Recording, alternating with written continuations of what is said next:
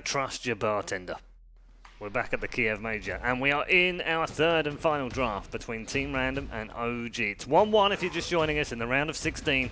The winner stays, the winner goes through to the quarterfinal. The loser is done and will go home in the bottom 8. All to play for as we head into this third draft. We've got a change up on the bans. The Venge and the Batrider being taken out by OG this time. So, I mean, yeah, Faith Beyond had a pretty commanding performance on that last one, put a ton of pressure on the safe lane, giving a lot of information. And then the Venge ban, like we were kind of mentioning, that's, I think, just a really strong hero that Random's been playing their most out of any of their heroes. Yeah. And a tree first pick from OG. Yeah. That's a hero that was ignored both games, I believe. So I think what this shows is that OG's like, oh, we're down the game. Now we're breaking out the strats. Yeah, time to bring the A game. The one that they feel is their strongest. Yeah, that's the interesting thing about single elimination is that, you know, when you get to this 1-1 phase, this is it. You know, there's a chance you might not continue on in the tournament if you're not going to be bringing out your best strat. So I'm wondering if we're going to see something from OG that's either very unique or something very solid that they've been, you know, very successful with in the past. I think one approach that they're doing is that the last game, I felt like they kind of lost like all three of their lanes. I think the tree is one way to, he's like the lane dominator in a way, so I think that could be one approach. So they're like, man, our lanes got pressured so heavily by the way that Team Random kind of like counterpicked us that now we have a tree, now one lane, like a lane's going to be secured. And it also helps defend your buildings as well. With the living armor, we did see the objective taking really hurt versus OG the last game, the way that Team Random played it. They took all the tier 1s and then the map control was pretty much all in their favor, so. And they do go for grabbing an Alchemist in their first two. And a Nature's Prophet for Team Random. Very interesting picks. I thought actually the CM would have been picked here. She's obviously one of the ones we've seen a huge amount of success, many different teams here at this tournament, and completely ignored here in the first phase. It's very unusual. CM is the most picked as well in the entire tournament. OG's backs up against the wall. What did they pick? Back to Alchemist. It's going to be the Alchemist. Yeah. The special thing about OG's Alchemist is that Noto and Ana can both play it. So you can, even though they're picking it this early, they still have a lot of flexibility in their draft.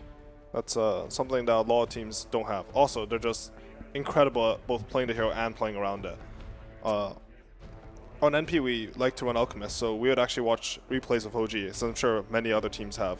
And something they would do is like, they would stack for Alchemist, but not only would they stack for him, you would have No-Tail come over on something like a Juggernaut and protect him while he was farming that stack. He would legitimately stand on a ramp, not hit anything for like a minute, and he's like, hey bro, Ana, farm this stack. You just stand there, you like patrol.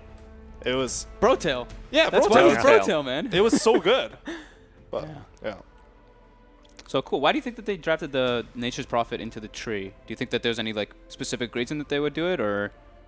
Something about Treant is that if you don't finish a tower, he's going to heal up to full. I think Nature's Prophet's one of the better heroes, both at finishing tower and quickly breaking that tree armor so it doesn't heal too much. Yep. I think also, I'm not sure because that matchup, if I believe it's Fly who's going to play the Treant, I'm not sure yet. But I believe if you go Tranquil Blink, you're one of also the better heroes at catching this Nature's Prophet. So I hope to see that from Treant. I think it's the one way that that matchup can swing into Tree's favor.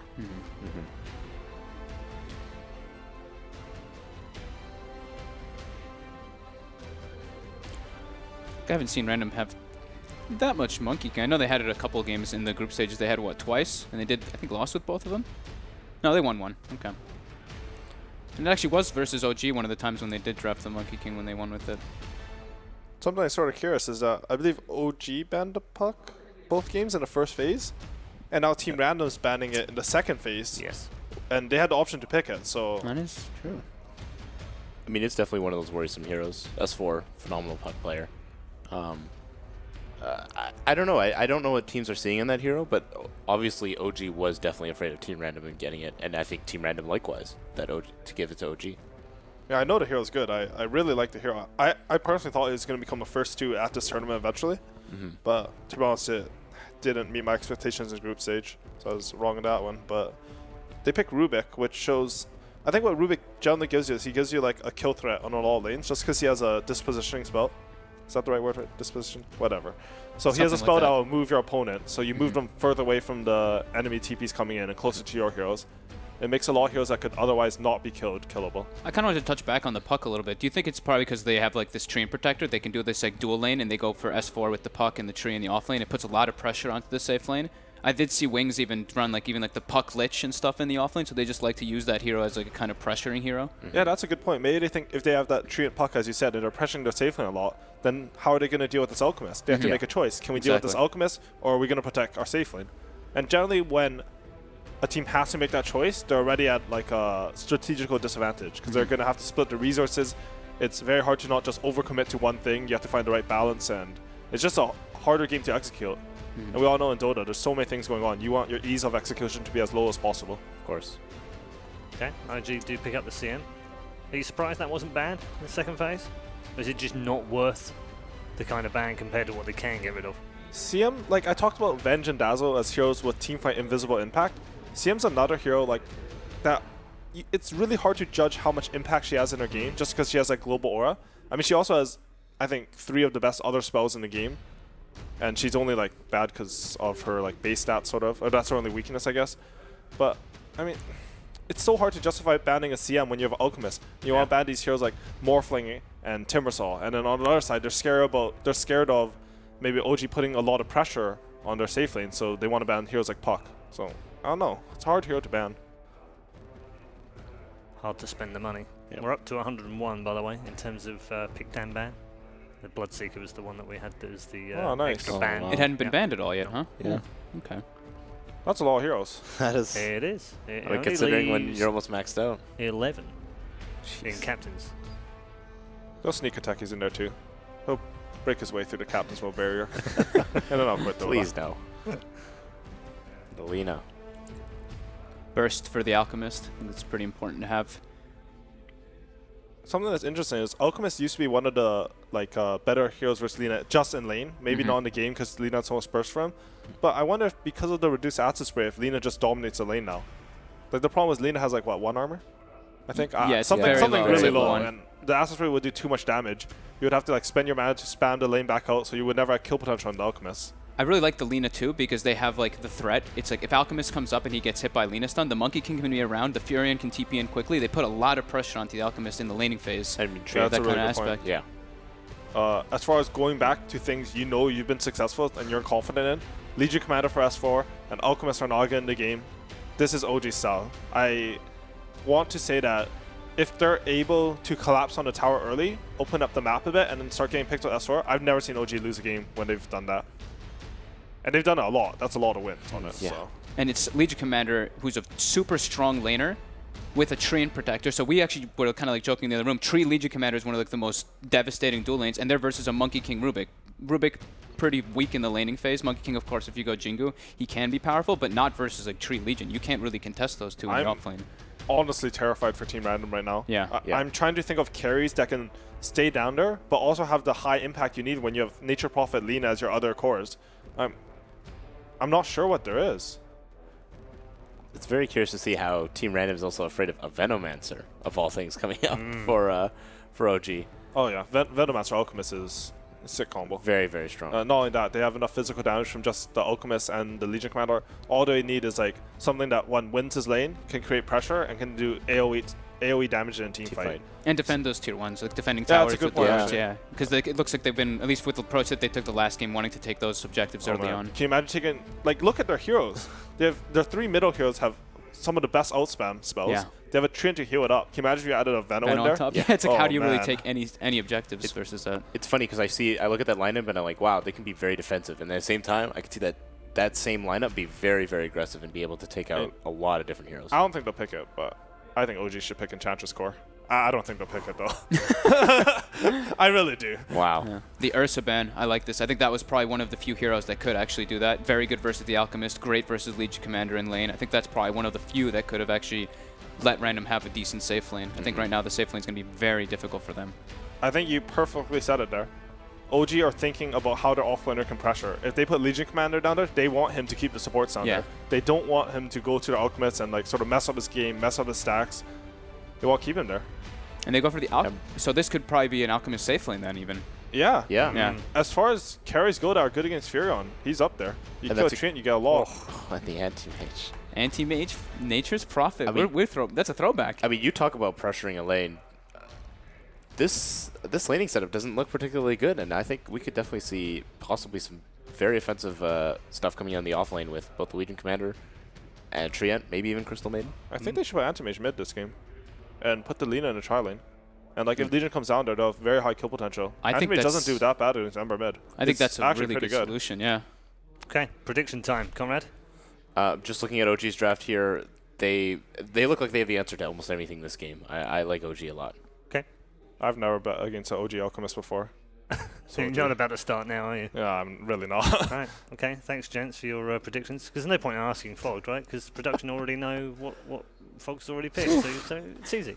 We will, of course, come back to our panel after the third and final game. Hold on to your seats. This could be a bumpy ride for both sets of fans. It's Random versus OG.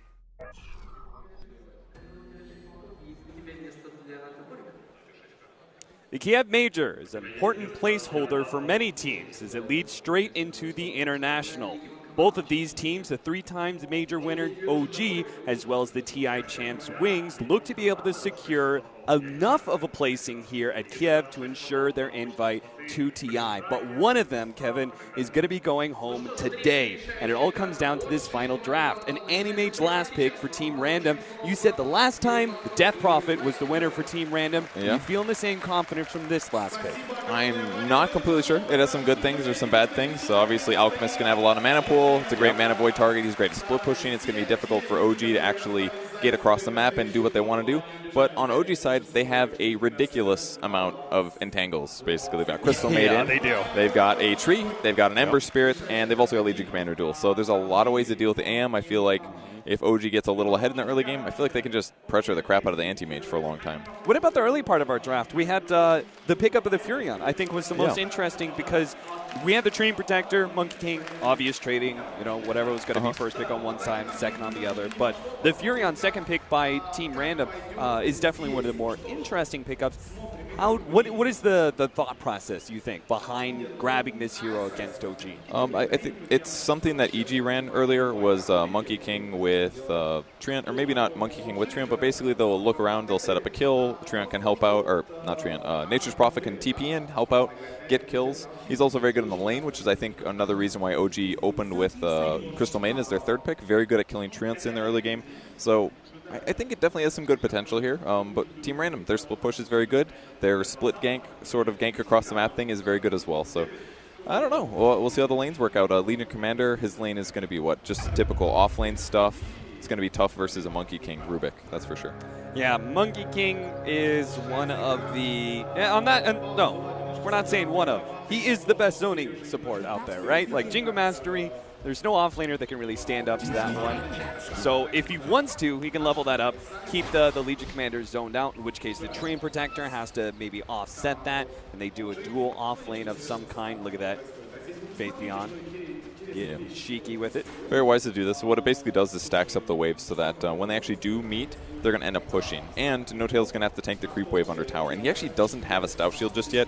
He needs about 20 gold. So this could cost him a little bit of HP. But ultimately, he's just done for the purpose of getting himself gold. And yeah, he's just going to summon trees at the shrine in the meantime and guarantee some farm while he waits for the creeps to show up. Awesome. I mean, we saw the same kind of level 1 play from him on the Bat Rider, right? Where he was able to pull one of those creep waves. It seems like Faith Beyond has a knack for being able to ensure himself that basic amount of farm in the first few minutes of the game. OG are still, they're trying to work around with this pull system here, see if they can actually get the creep wave to not push into Faith Beyond, but I highly doubt it will be successful. In the mid lane, we do have Ana facing up against Blink, Lina versus Ember Spirit, with some potential additional support from Jerix on the OG side, and then that roaming duo of Rubik and the Monkey King. Obviously, the Lina should have an advantage here against the Ember Spirit, not just because of the one-on-one matchup, but also I feel like you have better supports to roam around. Not sure if this Train Protector can really roam on to mid all that effectively. Yeah, he actually came out the worst possible timing there. He aggroed the creep wave, which means he needs to walk these to the mid lane now. I mean, it was his initial movement was mostly to sap the experience gain from Nature's Prophet on the Alpha Wolf camp, but slight mistake for him to show up there. Now he wastes a lot more of his time. Look at Ice playing around with the mischief. Each commander, I like what S4 is doing here. Manning up and is actually going to fight this Jingu Mastery. It is not that much lifesteal at level 1, and S4 does have a source of lifesteal of his own. Moment of courage, but maybe he stepped out a bit too far. Ooh. Shadow unable to finish him off, and they get another good round of nukes. S4 will pop that shrine, a very efficient use of it. Yep, and that's basically the advantage that S4 has here, is that he's got a shrine in addition to his poor man's shield Tango, and his base armor is a little bit higher than what a Monkey King's is anyway, so he actually does trade advantageously for, you know, it's about simple, it's about even at least. Jingu Mastery is always going to be great, but I'm glad they at least traded hits with Monkey King, better than doing nothing, because he's, either way, Monkey King would be able to sap experience most likely. Maybe not now because he doesn't have Tree Dance, but see how S4 reacts to this. Jerix setting up again, trying to catch Blink out of position here, but as we know, they do have that that ward was kind of set up. Yeah, he figured it out. It's a little unfortunate for OG that they didn't get that the first pass in, but that's because the creep wave spotted him mostly. So Faith Beyond level 3 here in the off lane. Going to do his best to get experience, but Fly is nearby, ready to grab some free Treant kills if needed. Oh, he's in a lot of trouble actually. He could take a lot of damage here. Yeah, he's going to be forced to use the Frostbite to slow down Faith Beyond. That's the hard part. This Crystal Maiden really just cannot stand up to the Nature's Prophet. He can Frostbite one of the Treants and his free CS for him, but the other ones are just going to run at him, which means I don't think he'll really ever be able to get a successful wrap on Faith Beyond. He did get the stack though. Additional subterfuge. The stack will allow him to pull the creep wave back at least. S4 is not going to do as well this game for sure in the laning stage. Treant Protector, or Nature's Prophet, sorry, is one of the best for that just because the Treants do so much damage right now, hitting for 32. I was about to say, even with this pull coming out, I think unless Jerix is able to keep him zoned, Faith Beyond might be able to summon a fresh round of Treants and maybe claim some of these last hits. Oh, that's unfortunate. Help Air Smash actually catches Fly there. Takes some additional damage onto him. Jerix is being forced back. This early damage to Nature's Prophet with the Blightstone is actually doing a great job of threatening these supports, and let's see if he can use it to scare some of these last hits as well. And the other issue is Fly's just out of regen already, and that's entirely because of the fact that Jerix went for Orb of Venom first, going for a slightly more greedy item build. So that means that he has to make up for that by buying more support items on Fly, so he's got less regen, it runs out faster, and now he can't even feel comfortable walking towards Faith Beyond, who's got boots already. It's a bad spot to be in. Jerix does hit level 2 though, which gives him Nature's Guise, which means he can actually initiate on the Nature's Prophet. I like that Team Random putting a lot of presence here in this mid lane when it comes to wards. Really want to make sure that Lina has a successful 1v1 matchup. Ice, even though they lost their initial laning ward, replaces it with a higher up cliff ward that will still see those support rotations. And bringing himself a salve actually at 4 minutes here. Probably just wants to save his bottle charges. Oh, Faith Beyond, did he get a little bit too far out there? Looks like he could be right-click to death. One miss, but a swing from Jerix will bring him low. First blood. Really nicely done.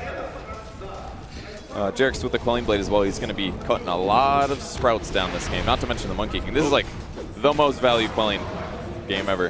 That was a double miss right there. Burnout, Ice going to be forced back. They missed both their both the Tree Dance jump as well as the Lina LSA. So Anna getting away scot-free. And gets the rune as well, so he's actually in a pretty decent position despite that attempted gank. He's sitting at a higher CS over Blink as well. And No Tail's just about the most last hits in the game, 37. On the opposite side, Anti-Mage 41 and 13. So Anti-Mage pretty happy this game. And AM versus Legion, another pretty good matchup here for the AM, obviously, because he just basically is never going to have to worry about Legion having mana. With the Arcane Aura, at least S4 is going to be slightly relieved from that problem, but good luck getting 100 mana. At the same time, though, right, the Legion Commander has a passive that she can use, so she'll still be able to kind of play out the lane and not be too terribly threatened by the AM, at least not until level 6, right? That's true. Smoke is used by the 2 OG supports, so it eventually breaks.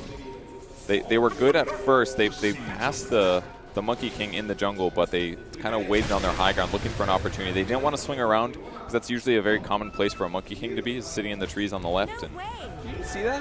Faith Beyond has hit his level 6 before Anna's Ember Spirit has. Wow. So he actually got an ultimate out, knocked Anna down a little bit. Fortunately, did get another rune, so he'll be able to heal up. But they've got that big new, and that does a lot of damage now. You and I were actually talking about it when 7.0 first came in. The initial damage is less, but the bounces, they increase that percentage, right? And it does even more than it used to. Yeah, 11 extra % per bounce. Pretty solid. Can make a big difference in these early ganks, especially because it's a little unpredictable sometimes for both players, the person using it and the person receiving. But there's just so much setup here to kill Ana, and if they can get the slow off, all right, that's going to be a good start. He doesn't have a quelling either. Got the chains. Sprout leading into the LSA. An easy kill there. Ice drop it a bit low. Jarek's going to try and finish him off with the lead seed, slowing down Y. Instead, they get the nuke to finish him off from S4. Now it goes for the secondary support, but they're losing supports of their own. Fly's already down. Jarek's is gone. Fly is able to stay alive, but it's going to be S4 blocked out. Nice plays from Fate Beyond. Beautiful blocking. The Furion is working out beautifully here for Team Random. Oh, it's just perfect timing on the Sprout. Right when he's about to go into a close-knit area, drops the Sprout so that it's very difficult to click on the correct tree as soon as you need to, and gets the perfect body blocks off afterwards. OG was, even if S4 got that kill, I still wasn't feeling very good about their trade there, but preventing the second kill as well, big advantage for Team Random in the first skirmish. No Tail has already picked up his armlet, though. Both him and the Animage are essentially getting free farm in their lanes. Both of them sitting above 60 CS in the first 8 minutes of the game. And that is the lovely thing about the Animage, right? Is that you kind of feel okay pacing yourself against the Alchemist, right? It deals with that, you know, the pressure that you always talk about, like, oh god, the Alchemist is getting out of control. Animage is good with that, you know? He's going to hit his own time. And I'm kind of thinking about late game, and OG doesn't even have the best Ags heroes. In fact, the best one on their team might be Tree. Yeah. Which, it's a very good Ags. It definitely changes the game a lot, but we'll see how much it'll matter. I think it could actually be really huge against Monkey King, actually, because it does give you flying vision, if I'm not mistaken. So they should be able to see where he's going if they're a little set up for it. Yeah, and being able to get the entangle from it as well could play out against the Monkey King quite nicely. They are going to be able to get the right click there on the tower. Jarek's is able to finish him off. I don't know if they did this on purpose, but No-Tail actually did a Fade Bolt on him. So he might have missed the last hit, but they just let the tree take it down. Biggest base damage, man. It's going in mid, going to pressure a little. This is with an Arcane Rune, so I think he might just be thinking about damage here. He does have an Escape Remnant set up as Ice shows himself, so he's good to be able to get out. Jarek's will head out to the bottom lane now to claim his level 6 while the Legion Commander makes use of the offlane jungle. And tower defense is definitely a big aspect of this game, really. Considering that Team Random is going to be able to split push so well with their very mobile heroes between the Prophet, the Monkey King, and the Anti-Mage, making sure that those are all full HP is instrumental to OG better being able to control against that. Yeah, if we get a successful gank here, for example, from Y and Blink, this pickoff could lead into a Furion fast push, but instead they are not able to get the gank, but they are able to take some of the neutrals. Jarek's is here. He's going to be able to stop that TP. Blink is unable to get out fast, and now here comes the Ember Spirit. He sees a beautifully lined up kills. He's going to be able to catch Blink. Blink can't even finish off. Jarek's in time, but the Faithful will get him, but they do get a duel immediately afterwards onto Y, so big wins there for OG as Team Random overextend themselves. That was actually so unlucky for Team Random, though. By the time they go to the high ground, they see that Legion is there. He actually used overwhelming odds previously to nuke the stacked camp, and as a result, he was really fast and was able to run away. Without that, they might have just killed him right off the bat, bursted him down, and started TPs before OG could respond. So a little bit of luck there going in OG's favor. Sprout out. No-Tail in some serious trouble here, but it looks like the living armor plus the armlet is going to be enough to protect him. He quelling the wrong tree. I was a little worried for him there. Seems to be a reoccurring situation. He's going to Shrine here. Get his HP back up and hit up the jungle. Oh, man, he's closing in on that relic fast. Yeah. I mean, he's got almost as many last hits as the Am. He's only 3 behind. That's incredible, actually. Safe lane out, because that's the solution. Don't let him get pressure. Just give him a really safe tri-lane. Low chance of dying. And Team Random haven't taken a tower yet. Not even close. So it's not even like they're getting any map control during this timing where the Alchemist is trying to finish up his Radiance. Kind of feeling like this, they're just not really hitting their timings, you know? They've got the Lina, they've got the Furion. We talked about how they could bring these heroes in, get kills, turn it into a tower push real quickly with the Treants. It's not even like Treant Protector can actually protect the tower against that many sources of damage, really. But they just are not connecting with the ganks. Yeah, they have to get the kills first before they can take buildings. So Prophet's going to be great at hitting towers, but only if OG's not around, especially the heroes he has to worry about is maybe a Blink Dagger Legion or Ember Spirit or a tree setting up the initiation. Innocence did grab Fire Remnant at least, so he's going to be able to initiate, but I think he's going to get caught here maybe. Y, he's already dead in the mid lane. Innocence, Y is able to get himself away. Immediate TPs from the Treant Protector, actually canceling that one out. It looks like the telekinesis from Y is able to put a stop to that one. Jerix runs his way along the trees. Should be good. Breaking trees. Why? You gonna be able to? Oh, he revealed him again. Can they actually kill him in this short window? It looks like they should be able to. They've got the burst damage. And they stole living armor. That is a big win. Excellent plays. Why? Yeah, pressured them just hard enough. And while they were attempting that, they also brought out a dust. Nobody on Team Random there had any detection. So if Jerix actually just stayed in Viz, bought himself a little bit more time, and then got back to the main tree clumps, he would have been all right. But a little bit too pressured. The pressure was on, and he got scared and lost his Nature's guys. I was kind of wondering, like, why the Rubik? I didn't really feel super good about it, but I guess if you take that living armor, sort of offsets this very unique advantage that the Treant Protector gives you. Now both sides are going to have this healing mechanism for the towers. Yeah, it's definitely going to pay off here, but the towers aren't that low at the moment, so he will definitely upset some chip damage for sure, but may not be the perfect solution. If anything, it's going to matter more in little ganks that happen. So OG's a little damage weak right now. Crystal Maiden's pretty heavily into Aura, for example. Treant Protector doesn't output that much damage. It could actually turn some ganks here. Push coming out in the bottom lane while Anna goes toe-to-toe with the Anti-Mage. Just trying to slow things down a little bit. They do see the Treants. Maybe. But Nature's Prophet actually TP'd all the way back. And he actually sidestepped from the Bracer into the Midas, and now we'll go back for the Drum, which I think is the right move. Like you said, their tempo feels different. It feels off, not necessarily what they want. So prioritizing the damage or the farm items a little bit more than the team fight gank items. And he's actually going for the damage perk. I've seen a lot of Prophets go health recently. So maybe we'll see some big damage from Nature's Prophet in the mid game. Battle Fury now complete for the Anti-Mage at the same time as the Radiance is picked up for No Tail. And with that Radiance, I don't think there's too many ways for Team Random to be able to fight this. So it looks like this could just be safe lane towers being traded off, or maybe not even traded off, because they're taking this bottom tower so quickly, they can actually get up to top and stop Shadow from taking that tier 1 there. They're doing a great job delaying this with living armor, though. This is the second living armor, this one going with the glyph, so that probably bought them at least 6 to 8 seconds, which is huge here.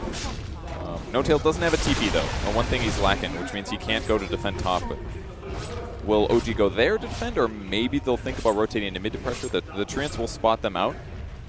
They do catch an Observer Ward as well. They're scanning up, thinking about going. Yeah, I think they're just going to let top go. It's a little too dangerous for them to show up late. Which means Team Random, if they want to be able to protect their mid, are going to have to move pretty quickly here. We want to be set up before OG is already on top of the tower. They've got a nice little ward here to the side. Beginning to wrap around. S4 is real close to his Blink Dagger too after them taking that tower. He does get Chemical Rage on Rubik, which will help him stay alive, but yeah, OG's going to play it safe here. They've got really good ways to keep whoever is initiated on saved. Press the attack, living armor will be great. But they're going to go back to playing a little standard. I think this is the right move. By killing 2 of their opponent's towers, they've opened up the jungle a lot, which means that they can very likely use their amazing catch against Anti-Mage to possibly get some kills right now. So I think maybe they should move into the enemy jungle. They've got tons of sentries. They've got Observer Wards down. That's what they should be looking for. Lina with fresh Yule. Scepter tries to catch Anna. Nice dodge using the Sleight of Fist, though. That was really dangerous, actually. If they caught him, very high chance he dies there. Because it will remove Flame Guard. That's 500 less magic damage you have to do. So BOT's first for him. So this is all going to be about Treant Protector looking for kills, or Legion Commander looking for kills, and backup coming from maybe Alchemist plus Ember Spirit. I think that's the goal here for OG. Yeah, Legion Commander especially is a great setup, right? Because it's such a long duration hold that the Ember Spirit timing of the Boots of Travel won't be that bad. Yeah, it's going to be so easy to combo too. 4 seconds of duel, followed up by Frostbite or Searing Chains, or get 2 of those together and it'll make a big impact. So they're going to start pushing out the lane. Jerix is going to be the one to do so. And all of a sudden, everybody on OG group into the mid lane. Looking smoke-like to me. Yep, Crystal Maiden's holding one. I don't think the Observer Ward spotted them all being there either. So No Tail will be the one to push it out, while the 3-man crew smokes up and looks for their first reveal of the Blink Dagger on S4. Oh, this is so greedy, but awesome. Like, it's just so obvious. No Tail's baiting, clearly. They're not even close. they're looking for kills in the jungle where they think somebody might be jungling, like a AM or something. Doesn't work out though. They do get spotted by random. They're going to try and save this mid tower. They throw out another acid spray. Animage is in the neighborhood. He's farming nearby, so he can really be there if a fight does break out. Doesn't look like OG are going to force it though. Yeah, and Prophet uses his ultimate as well, probably to push out lanes. They didn't feel ready to deal with that. But that was a lot of free damage, really, considering that the Alk was solo. He can catch Jerix here. He's actually got a dust, and he does a lot of damage. Phase boots, doesn't actually have the Blightstone out there. Jerix uses the ultimate to try and TP away, but gets stopped by Ice Ice with the Boundless Strike.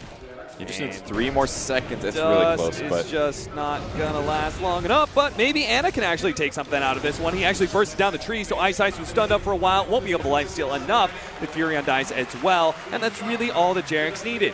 Didn't need to survive, just buy enough time to be able to kill those 2 other heroes. Get some rebuttal. Mid lane, there's a rebuttal for you. Blink takes the life of the Crystal Maiden. Definitely a solid kill, but the fact that Anna as well as the Alchemist were able to get there in time is really valuable. Dead Nature's Prophet, that guy farms really fast. And a dead Monkey King, no one's scouting, no one's setting up pushes, no one's split pushing. OG gets to prepped for the push mid once again, and I imagine OG may do a mass TP there. No, they're just going to play a little safe. No need to go out of control here. Yeah, OG have just played this, I would say, pretty slow, just because of the fact they don't need to like really push these towers, right? And it's an opportunity you take if you can get it. But as it is, they're pretty happy with the way they're farming on the Alchemist and the Ember Spirit. It's got Chemical Rage again, but the tower's getting real low. Gonna use the glyph, buy some time. The Animage is pushing out bottom lane right now. There. Beginning to wrap around, but Team Random just not feeling comfortable with taking a fight. They did bring a lot of heroes to that, so kind of a big loss, really. The Lina looked like she wanted to swing around, but it was just a couple seconds too late. Too much damage being done there. And Jerix sitting by the last tree remaining here. Oh, this could be huge. They get the stun. Gets caught by the bash. Now Anna's going to be able to follow that one up. Blink has the Eul Scepter, but there's really not much he can do to stop this one. Now Ice Ice has been found by S4 as well. He managed to Quelling Blade down the tree, gets the duel. An additional kill for OG. They tie up the score 8-8. With the net worth and the experience, at least the net worth anyway, does seem to be in favor of the Alchemist team. Kind of surprised, but not by much. So heavily, yeah, it's like the gold is not that much in the favor of the Alchemist team, and the experience is in the favor of Team Random. I'm a little bit surprised they've been playing this more efficiently than OG has, considering their boots of travels. Yeah, I think they're just spread out across the map a little bit better. OG's spent a lot of effort either trying to set up ganks or to cover Alchemist and Ember. Like, Ember's just barely ahead of what the Lina is at, for example. And I feel like Legion Commander's not the fastest farmer either, especially because he's been looking for a lot of kill setups. I think OG's definitely on the right trajectory, but Random's doing a great job keeping up with the farm. The Manta's up. Is this one of those go times? Kind of like when you pick up the Alchemist Radiance and you take a tower. Do you think they want to use this Animage aggressively, or is Team Random still okay with just kind of biding their time? I thought you were talking about the Alch. They both just got Manta, actually. Oh, well. And that's the hard part, right? Even if they can catch the Alchemist, he's now got a way to remove a more simple disable. Yeah. Not that there's very many of them. It's basically all just nukes, but the bigger thing is they're going to be able to scout opponents with the illusions. He's going to be able to split push lanes. It kind of just offsets a lot of what the Prophet provides. Jerix thinking about landing a stun of Faith Beyond, but he's got to wait for more to get there. Maybe not. Jump for now with the Blink Dagger, but they do have the setup. Nice. Double Boundless Strike. They're going to be able to follow that out with the Monkey King ultimate. Telekinesis into the Alchemist. Now the Eul Scepter. He's going to come back down and stun himself, but nice use of the Manta. Animage jumps forward, pops the Manta in himself in order to get rid of that disable from the chains. Monkey King still scouting out some of these heroes. S4 is on top of Y, but Shadow's there to be able to protect his supports. Now the jump in from Ice Ice in the back line. Immediately jumps back into the trees, but they caught Shadow. They did manage to get that dual damage too right before the Laguna Blade came in. Shadow is a big time kill, and now OG can try and run over the rest of Team Random, pushing into that tier 2 tower. That was a very dangerous fight for OG. Who knew that the Manta was most needed against No-Tail's own stun? Because if he would have gotten stunned by that fight might have just been lost by OG. That would have been like a 4-second stun on himself within Monkey King ultimate. That would have been really bad for OG, but dodges the stun. They're able to work around fights just long enough to finally get the good duel off and enough damage to kill the Shadow on the Anti-Mage. That was a big fight for OG. Tier 2 down. Octarine closing in for No Tail. That is the completion of the rat build. So you can spam out those Manta, Radiance, Illusions. Just go to town, farming the whole entire map. Now, fortunately, Team Random do have a lot of mobility themselves to match the Boots of Travel pickups of OG, so they've got the Anti-Mage moving all over the map, dealing with these split pushes, the Furion able to TP wherever they want, and then they've got this kind of like three-man kill squad between the Monkey, Rubik, and the Lina. But we really haven't seen much of this Lina so far. Yeah, I mean, he's gone for some Yules combos, but the times that they did happen, OG was able to avoid them, which is definitely huge. Why? Very likely to die here, unless they're aiming for Shadow instead. He's got Manta, so he can get out of it. But first in snare, Fly, ready to follow that one up. Shadow very carefully holding on to his Manta until the follow-up is there. Didn't quite get there. Why? Does manage to get the telekinesis on to No Tail, slowing him down just a little bit. Gets a little bit of unstable concoction action there as well, but Blink, he's been caught. That's even worse. They lose a core.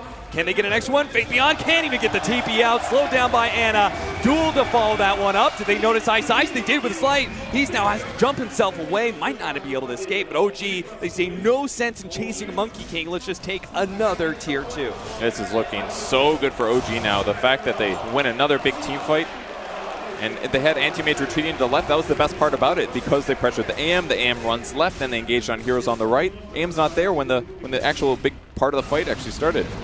So no 5v5 there for Random, and they get wiped again. 3 dead heroes.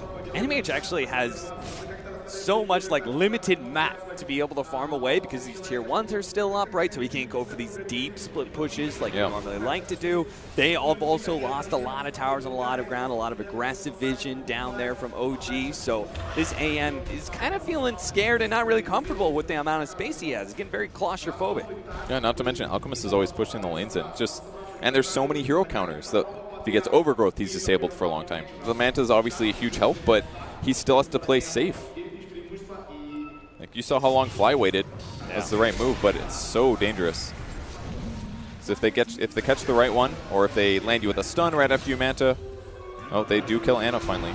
And it goes down. S4 also going to be a little bit caught here. Ice Ice throws out his ultimate. Doesn't want a chance getting dueled and dying to S4. So that was a little bit of extra insurance. Now with Faith Beyond here with the Deso damage, just not nearly enough to get that extra kill. So still, killing Ana, big time win. What can Team Random really do with that, though? That's what I'm seeing is like OG, they lose a hero sometimes, but it's not like Team Random can really claim much. All it does is just buy Shadow more time to farm. And it feels like you have to kill both of them. You have to kill the Alchemist and you have to kill the Ember Spirit, because both of these guys can move around split pushing very fast. Yeah. Obviously, No Tail a little stronger at it, but definitely both a threat. And in the meantime, look at this. Faith Beyond, tons of farm, but he's also at threat of being killed. Any of these guys can TP. TP on Alchemist could come at the creep wave. Ember is probably the one they want, though. He's way more mobile, and he's got a Blink Dagger. Here comes. Boot to travel up to the top lane. Jerix begins to try and slow down Faith Beyond. There goes the Sprout out. Jerix threatening the ultimate, but Ana's here now. They don't manage to get the chains. Now the follow-up ultimate will be able to stop that TP out from Faith Beyond. And all that gold is just kind of being fed right back into the OG members. This is Treant used to perfection, basically. Scout things out, get the follow-up. It really works well. Oh, the blink on No Tail. Picked up by No Tail, results in an easy kill on the Lina. 50 seconds there. That's got to be a Roshan. And that is not an expected item for Alk, but amazing usage there. There's a lot of heroes that are actually really easy to kill if you get on top of them stunned and right-click away. And the Blink lets you do that. It's also going to max out his item build faster, which probably means it's Axe time pretty soon. I feel like he's even going to give the Aegis to Ember Spirit most likely. I just don't feel like killing Alk is very possible right now. Yeah. He doesn't want to drop his items either. All these are great. Ana can just be super aggressive when they do go for that high ground, trying to get a backline kill like the Lina, for example. Yeah, so he grabs the Aegis, picks up a regen rune for his troubles as well. Got plenty of initiation, plenty of kill power. And Team Random are struggling when it comes to the damage and control department. Like, they might be able to blow up like one hero, but I'm struggling to see how this Anti-Mage can really win out a big team fight against OG. It's one of the big negatives of Nature's Prophet is what happened last time he died. Just very easy to get killed. Oh, a miss from the Boundless Strike. A nice blink back there from S4. Now the rest of OG are all here. They can pop the Manta. Do manage to jump himself away. Ice Ice. Oh, they got him. No! He jumps over to grab Shadow, and in the process knocks down the tree. The dual win against Shadow is the big time kill, though. He's down for 70 seconds, and S4 up to 58 dual victory damage now. This is going to be a third core when we start pushing this to late game, if we even get there. And he's not farming that amazingly, but that's because he's spending a lot of time going for setups like this, and 58 dual damage really pays off heavily. They didn't even try to catch the Monkey King in that last fight, by the way. That was full accident. Yeah, he was just like throwing out that remnant and just happened to chop down the tree. They just have so many good ways to deal with the random heroes. And at this point, Nature's Prophet just doesn't feel useful either. He gets killed by almost anything. The Ultra Mobility of OG, the Blink on Ember, the Blink on Alchemist, the initiations from the Trio Protector. It's difficult for them to stabilize. They do spot Monkey King on the backline, though. Oh, they miss the Syrian, though. No.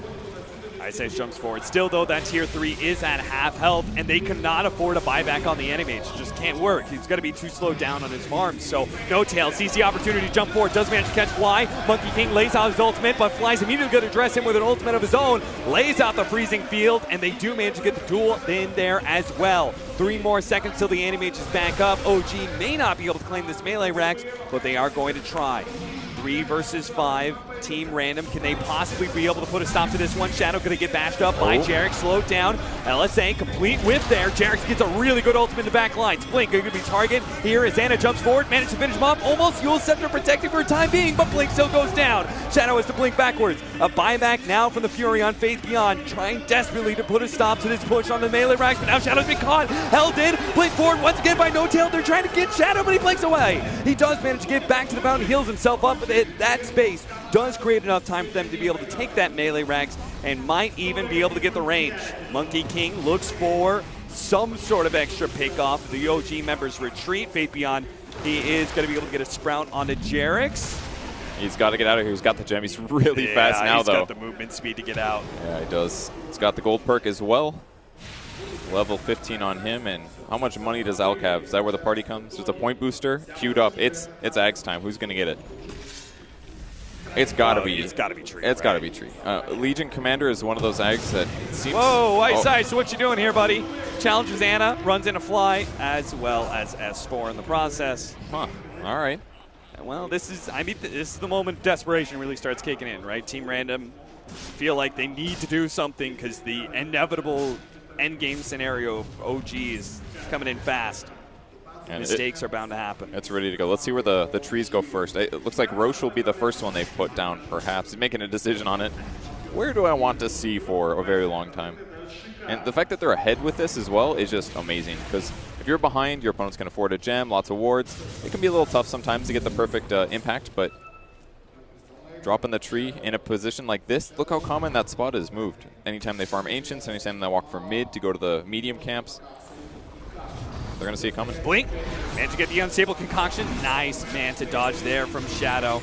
Oh, S4 almost got the duel there. Might still be able to get it, or at least the ensnare. Maybe Anna got him right before the blink. Now a bash on S4 stops the duel for a moment, but it is a momentary respite. That is all. Animage still goes down, completes his Vanguard before he dies, but that is still 70 seconds of no defense from Team Random. Another tier 2 sure to fall. Jarek's continuing to put free wards all over the map. As long as he keeps these away from towers, I don't even know if Random's going to know where they are. They're going to have to get detection of their own, but they just don't have the money to get the gem right now. They can't spot the Treant. They can't even push out the lanes super successfully. The only time Faith Beyond's out this far is because all of the OG heroes just showed top and got kill. This Blink Tagger has been super successful from No Tail. I like the way that OG are playing this one out with the double bots and double blinks. Yeah, I liked it on both heroes. Anna especially has set a little bit earlier pressure on the map, but No Tails as well. Didn't see it coming, gets a big kill on Alina, and all of a sudden it just felt like Random is shut down. They can't get a grasp of this. They were the underdog coming into this, but they took it so close here, and they can still win this. They just have to get a good team fight. Low mana, maybe? Tail stunned up by his own stable concoction. Nice Manta out of the Sprout, though. A quick retreat out of the Monkey King ultimate, and he will survive. That would have been such a big kill. Now they just kind of have to wait for this Monkey King ultimate. No tail, Unstable Concoction queued up. You'll Scepter to dodge, but Faith Beyond still going to be caught in the process. And it looks like Blink can't manage to make it out. LSA hits on 2, but now a duel on a Shadow. They can't afford to lose their animation. What a beautiful boundless strike. And a telekinesis follow-up. They're actually stunning all these heroes. They need the big ultimate to finish this one up. Anna in the back, Fly's dead. Here comes the ultimate. It's not enough to finish off Anna. Shadow didn't have that much mana, burns in out now. Shadow's going to be caught. He doesn't have to blink away. He's dead. 80 seconds. No buybacks coming up from Team Random. There is no way that Blink can do enough damage, can he? It's not. GG is called. 5 dead heroes. OG just wins it. It looked so close at the end. That Unstable Concoction from Innocent stunned 4 heroes with the Boundless Strike. But they needed a big mana void right there, and they just couldn't get it off. Team Random kept the series competitive, managing to take that game 2, but OG, they turn up the heat with the classic OG Alchemist. One fell swoop, it seemed. I mean, they just like, it was the Blink Dagger pickup, they would kill the Lina, it was the use of Anna's Ember Spear. There's so many things that OG did to just shut down all the early game of Team Random and maintain the advantage. For a very easy game. I feel like a lot of that was the fact that Alchemist was nerfed to a place where they didn't feel like they had to just open with it. They actually got to draft a lineup that really fit well with Alchemist. They got to put it in the safe lane, they got to protect it with a Crystal Maiden and a tree while making other things happen on the map. He got his items at the exact moments he wanted to. He died 0 times that game. Like, No Tail's performance in that match was amazing. A little bit of flavor at the Blink, and it made a huge difference in closing the game out. Seeing this kind of performance against Team Random, definitely a respectable opponent. Do you think that OG are getting back into like a top tier form? You know, a kind of form that can win this champion? I think so. I mean, game 1, they had the perfect pick. They played it extremely well. Game 2, they got outdrafted, but it still was very competitive despite that. And game 3 looked like just about perfection. Saw very few mistakes out of OG. I could see them going most of the way, if not all the way. Green Dream is building up steam, and I'm sure many teams are looking at this and beginning to think about how they beat this team that just always seems to be in top tier performance. That said, Team Random, they did make this series competitive. They did take game 2, and they were looking pretty lackluster before. At least we've seen some signs. You know, they kind of look like a shadow of their former selves. You know, the TI champs, they look so good, and then the rest of this year has been kind of looking off for them, but you can kind of see some glimmers, right? I think they have some good potential, absolutely. All right, well, that's going to be it for this series. The panel has a lot to talk about for that Game 3, a very dominant victory for OG. Yes, we do indeed. OG, the champions of the Boston Major, the reigning champions of the Majors, continue on the road here in Kiev. They move on to the quarterfinals at the expense of the TI6 champions. We'll break it down with our 3 members on the panel right now. Conrad, we'll start with you. Another impressive performance from OG. It seems as long as they don't pick Arc Warden, they're brilliant. I mean, I think their Alchemist is the reason why they, that is the hero that works for them. They had it on Anna previously in the earlier this tournament, and No Tail really shined with this hero throughout this game. Yeah, 10-0-10, 1020 GPM. Curtis, pretty decent figures. It was amazing. The thing about the Alchemist that was the most impressive is what we usually see is Alchemist will get his items, he'll just keep farming. But OG were so good at using it to fight. They were fighting at like, say, 20 minutes, I think. And then he would get super farmed, and then as his 6th item, he got a Blink Dagger. And that item purchase tells me that he told his team, hey, it's time to go into aggressive. Yep. And they completely turned that game around. It was even before that, and then they just started crushing. A great support as well in the lane. Perfect with the tree and the CM. Yeah, it works really well with the tree and CM. I'm glad you mentioned the tree as well. I really like the way that they really secured the Alchemist. Like, we actually expected them to do like the Tree Legion Commander and put some pressure on the anti-mage, but they really wanted to make sure that No Tail, because this team knows how to play Alchemist. They're probably the best Alchemist team. They understand exactly the timings, so they secure his lane. Not only that, the Tree allows them to defend their towers really well.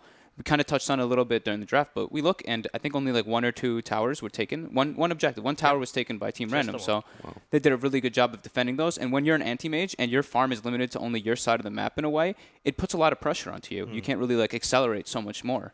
Was this a dominant performance? Because the graphs suggest it and the scoreline suggests it and everything else points to it, but it still felt like Random were competitive in the game, didn't it? To be honest, when Anti-Mage got his Battlefield, he was only 2k behind Alchemist. From that position, generally, that means Anti-Mage is in the lead. I think that Team Random played a very good early game. Unfortunately, OG's mid game with this Alchemist hero is just way too strong. Yeah, I really like their itemization too. I was like watching it with you guys, and I saw Anna pick up the Blink Dagger with the bots. He's one of those players that does like to do that. He goes for the bots, skips like the Veil and Blade Mail, like you were telling me, Curtis.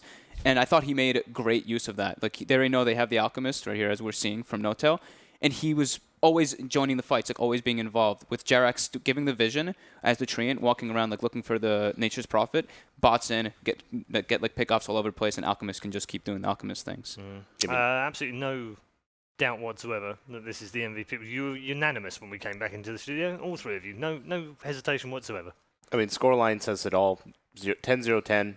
He played that hero phenomenally. He got the exact item timings, like Curtis mentioned, that he needed, and I think he kind of led his team to victory in that one.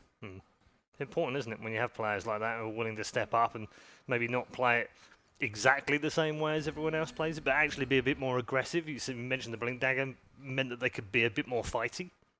Yeah, as soon as he got it, I think, was it Lina he killed mid? Yep. They killed Lina, right they got Roshan. That's already a huge swing in game, killing the enemy solo mid. Not only that, but I want to mention, we saw his build up there. Most Alchemists at level 10, they go for that 20 damage from what I've seen. But Notel knew that he wasn't going to get this armor item as 6th item. So he was already planning for this aggressive mid game when he opted for that 4 armor. That way he can skip the AC or the Shivas, just get this